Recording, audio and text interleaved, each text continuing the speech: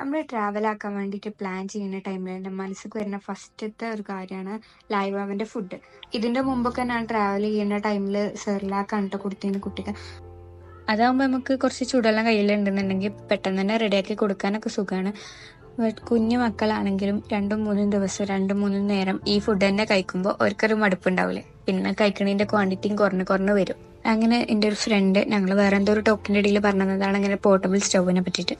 അങ്ങനെ next time ഞാനത് വാങ്ങിയിട്ടാണ് കേട്ടോ ട്രാവൽ ആക്കിയിട്ടുണ്ടായത്.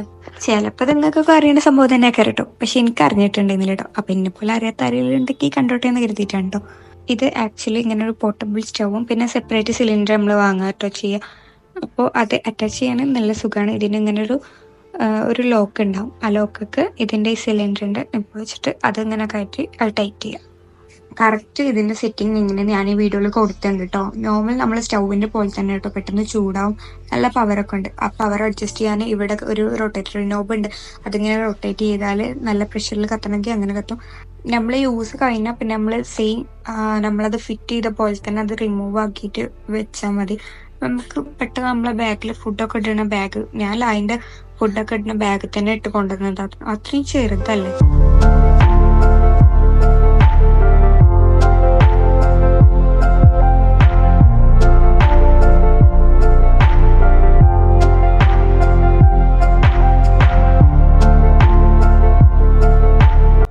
ഇപ്രാവശ്യം ഞങ്ങൾ ട്രാവൽ ചെയ്യുന്ന ടൈമിൽ ലൈക്ക് 2-3 ആയിട്ട് ഫുഡൊക്കെ ഞാൻ ഇതുമ്മ വെച്ചിട്ട് ഉണ്ടാക്കി കൊടുത്തിട്ടുണ്ടായിരുന്നു കേട്ടോ. അതുകൊണ്ട് തന്നെ സെയിം ഫുഡ് കൊടുത്തിട്ടുള്ള ബുദ്ധിമുട്ടൊന്നും ലൈക്ക് ഉണ്ടായിട്ടുണ്ടാവില്ല.